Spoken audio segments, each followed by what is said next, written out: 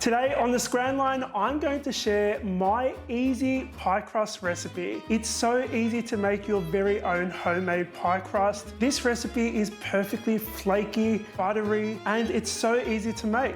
I'm going to show you guys how to roll it out and decorate it in a really easy and effective way. And I'm going to show you guys how to blind bake it so that you can use this recipe for things that have wet fillings like my pumpkin pie recipe. Let's get stuck into the recipe. There are a couple of things that you want to prepare before you start making the dough. The first thing is the butter. So you want to make sure that the butter is cold. I cut mine up into cubes and then I pop it in a bowl in the freezer until I'm ready to use it. The other thing you want to do is mix some water with a tablespoon of vinegar or vodka. The vodka is not going to make anyone drunk, and no, you won't taste either one of those ingredients. The reason why we add that in there is because it helps make rolling out this dough a lot easier, so it makes a little bit more moisture in there. But when you bake it, it bakes off and it leaves the pie crust even flakier. So once you have those two ingredients done, you're ready to begin making your dough. Now, if you don't have a food processor, you can make this by hand. I've left instructions on how to do that in the written recipe. The link for that is in the box down below. But today we're going to be using my food processor. So let's begin by adding some flour in there. So this is just regular all-purpose flour, and I've got the measurements up on screen for you guys. We're going to be adding a little bit of sugar. It's going to add a little bit of sweetness. If you're making a savory pie dough, you can leave this sugar out. And as always, when you're baking, some salt, because you want to make sure that you add flavor to your pie dough. We're going to pulse these ingredients about 5 or 6 times just to combine them together. Right, so the next thing we're going to do is add our very cold butter. This has come straight out of the freezer, and you can see, like, I'm pressing this. It's not making any indents or anything. Very, very cold. We're going to pulse this about 18 or 20 times. All right, so we have little lentil-sized pieces. I'm not sure if you guys can see that on camera or not, but these little lentil-sized pieces are going to melt. It's going to make our dough nice and flaky. Add your cold water vodka mixture into your dough while the mixer is on low speed. You're going to notice once you've poured it in there that it's going to start forming little clumps of dough. And when you stop your mixer, and you can actually squeeze the dough mixture in your hands and it kind of forms a dough, that's the perfect time to stop mixing. Now, today I'm going to be using a pastry mat. You don't have to use a pastry mat, but using one of these helps bunching your dough together a lot easier. So I'm going to use it. So take out the blade from your mixer. So let's pour it onto our pastry mat. And I should mention, guys, that this mixture actually makes enough dough for 2 pies or 1 pie with a lid. So like apple pies that have that nice lattice lid on top, this recipe will be enough for that pie. But if you're just making 1 pie without a lid, you can actually freeze this dough mixture and use it another time. You just want to thaw it for about 20 minutes if it's coming out of the freezer before you start rolling out. All right, so see how, like, when you bunch this together, it starts actually forming a dough? I actually saw John from Prepper Kitchen using this technique, and it's really, really clever. We're just going to keep working it, but the key here is to not actually knead it. And I say that even though we are going to knead it once or twice or 3 times, but it's all in an effort to just kind of bunch it together and at least have some sort of dough form. Because right now it is very crumbly, but we're going to be popping it in the fridge, and the reason why is because we want to let it rest, and the dry ingredients are going to soak up that moisture that we've added to this, and it's going to make rolling it out a lot easier. So what we want to do is I'm going to use my bench scraper to just cut this into 2 pieces. And one side, pop it over here. The other side, we are going to form into a disc. So just gently, without kneading it, we want to form it into a nice, neat disc. You're going to notice it's still really crumbly and crackly, but trust me, it will be, you'll be able to roll it out. I kind of thought the same thing when I first saw this. Right, I don't know if you guys can see this, but there's like little flecks of butter in this dough. Those little pieces look so pretty, and it's really great because we know this is going to be a nice flaky dough. So we're going to wrap these 2 pieces of dough in some plastic wrap. Use a rolling pin just to give it a head start, and we're just going to seal the sides up. I'm going to pop this in the fridge and let it rest for an hour. Overnight is fine, and then I'm going to come back and show you how to get this in your pie dish. Quickly checking in, guys, to make sure that you're enjoying today's video. If you are, make sure you hit the like button so that others have the chance to watch this video as well. And if you're new to this channel, make sure you hit the subscribe button, hit the little bell icon next to that so that you're notified as soon as there's a new video. Back to the recipe. This has been resting in the fridge for an hour. We're ready to begin rolling out. Now, I just want to dust my workbench with some flour because that's going to help stop our dough from sticking to our workbench, and we definitely don't want it sticking. I actually like to go a little bit overboard with the flour, so flour on one side, spread it around, and then some more flour on the other side and spread that around. I should mention as well, this has been sitting out of the fridge for 10 minutes, so it's kind of slightly thawed. It's just gonna make it rolling it out like a little bit easier. So we're just gonna begin rolling out. Now, ordinarily I would say like just roll your rolling pin in the flour as well, just to stop that from sticking. One thing you'll notice though is that there's these cracks that form on the edge of your pie dough. You want to just smush those together as they form. So each time you roll, just smush them together and stop those cracks from forming.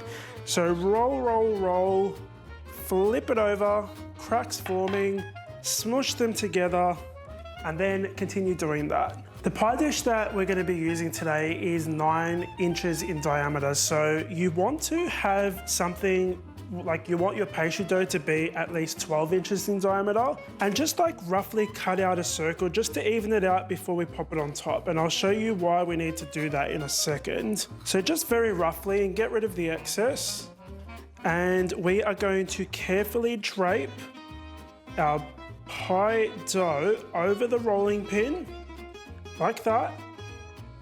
Set it over there, our pie dish in front of us, and we're going to slowly unravel it on top of our pie dish, aiming to get it in the center. Right, so here is a mistake that some people make. It's that they stretch the dough and press it down, so they stretch it on the sides. You definitely don't want to do that because then you cause, well, it can shrink in the oven. So what you want to do instead is actually lift the sides and just gently encourage it to fall into the pie dough, and that way you're not stretching the dough. Now you can see that there's still a little bit of excess on the outside, so we want about 1 inch of excess around the sides, and that's going to be so that we can decorate the top of our pie. So just cut away any of the excess and leave about 1 inch on the outside. And so there are a couple different ways to decorate the edge of your pie. One of the first things that you want to do is kind of fold the top of the pie dough in on itself, so it kind of neatens up the edge, but you want to make sure that you're leaving excess dough on the top lip of the pie dish. So you can leave your pie as is like that. It's going to look a little bit on the rustic side, but a really cool technique, or the second thing you can do is actually use a fork and make like a crinkle effect. But my favorite thing to do, and it kind of looks like a Disney film pie to me, is to actually do the pinching effect. So you're using your thumb from this hand and these 2 fingers from this hand, and you're just pinching in like that and creating this really pretty ruffle effect on the outside of your pie. As you're doing this though, guys, you want to make sure that you're not accidentally lifting up and creating a bubble on this part of your pie. So just be mindful. That's it. Look how pretty this looks. This is ready to go in the fridge for 30 minutes. Once it comes out, it's ready for some pie recipes that don't need to have the pie crust pre-baked, which is also called blind baking. But I'm going to leave this in the fridge, and then I'm going to come back and show you how to blind bake. This has been sitting in the fridge for 30 minutes. It's ready to be blind baked. So again, some recipes will just require this as it is, and it's great. Some recipes that have really wet fillings, like a pumpkin pie, for example, which I have a recipe on, click up there to watch it, you will need to blind bake first to ensure that the crust doesn't actually go soggy from the really wet filling. So that's what we're about to do. Now, there are a couple things that you're gonna need. You're gonna need a large piece of baking paper. This is just regular baking paper, and we're gonna line the inside of our pie with it. Now, the best way to get it nice and in there is to crunch it up. So this is gonna cause little creases. So you wanna pop it in your pie and get it nice and in the edges as well. Now, the second thing you're gonna need is some aluminium foil. So nice and to the edges. And then we want to fill it up with some baking beads, but I'm gonna just be using dry chickpeas because that's what I have and it does basically the exact same thing. All right, so what we've just done here is we're gonna be baking this so that it has a head start. And the reason why we put the baking beads in here is so that it weighs everything down, because this pastry is gonna wanna bubble up and puff up, and we wanna stop that because we don't want an uneven, bubbly pie crust. We want it to be nice and flat, but still flaky. So that's what these are gonna do. We're gonna pop this in the oven on a preheated oven, 170 degrees Celsius. I think that's 350 degrees Fahrenheit. And we're gonna bake this for 15 minutes, and then I wanna come back and show you what we're gonna do for the remainder of the time in the oven. Baked pastry smells so good. It smells amazing in my kitchen right now. So this has been baking for 15 minutes. And what you wanna do is you wanna grab a bowl before you do this step, because I've made this mistake before. We're going to grab each corner of that aluminium foil bowl that we created and carefully lift it out of our pie dish straight into a bowl. Let that cool before you store it away. Then we wanna carefully lift up our baking paper. Now, you'll be able to see that our pie crust doesn't look wet. It looks like it's baked, but it needs a little bit of extra baking time, and it's gonna go golden and bake properly. But before we pop this back in the oven, we need to create little holes, because as this continues baking without all of that covering, there's gonna be steam that's gonna wanna escape from the bottom of the pie dish, and unless you create little holes for it to escape, it's gonna bubble and it's gonna create an uneven bottom. So we don't want that. Just pinprick little holes on the bottom using a fork. You can see that the edges of our pie dough are a little bit golden, but if we put this back in the oven without covering these, they're actually gonna go really dark brown or even burn. And don't forget that we're blind baking this, and we're baking it before the filling goes in. So if you need to further bake this with filling, these are gonna go even darker.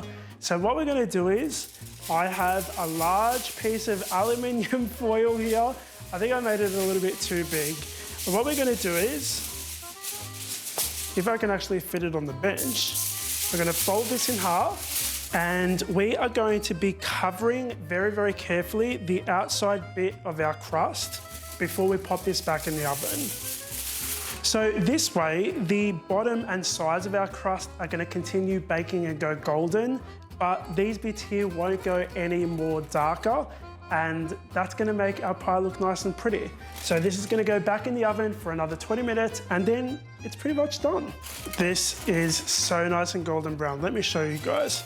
So we'll just carefully unwrap it from this metal cage we created, and you'll be able to see that the bottom has gone nice and golden. The sides went a little bit more golden, but they pretty much stayed like a nice light golden color. This is still really, really hot, and the last thing we want to do is actually brush it with egg wash. Egg wash is 1 egg mixed with a tablespoon of water, and you just whisk it together. We're going to brush this because it's going to help seal the pie so that when we add the filling, it's just an added extra bit of insurance so that it doesn't make it soggy. So brush the bottom, because that's where we made the holes. So we just want to seal those up nicely. And let's brush the sides and the top of the sides as well. And guys, the egg wash is actually going to add a little bit of shine on top of our pie as well. You can use egg wash on lots of different things in different ways. You can use it on apple pies to make the lattice bit nice and shiny. So that's it. That's how easy it is to create a pie crust from scratch.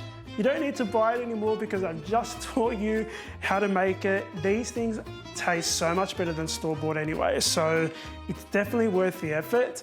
And it's just so pretty. And now you know how to make a Disney-looking, pretty, easy pie crust for your holiday baking. Thank you so much for watching, guys. If you want to check out my pie recipes, I've left a playlist over there for you guys to watch. I would love for you guys to subscribe to my channel so we can help this community grow. And if you have any suggestions on other types of videos that you'd like to see me make, please leave your comment down below. I'm going to join you guys down there. I'd love to hear your suggestions because you guys help keep this channel going and I get my inspiration from what you guys want to see. So until my next episode, I'll see you guys later. Bye.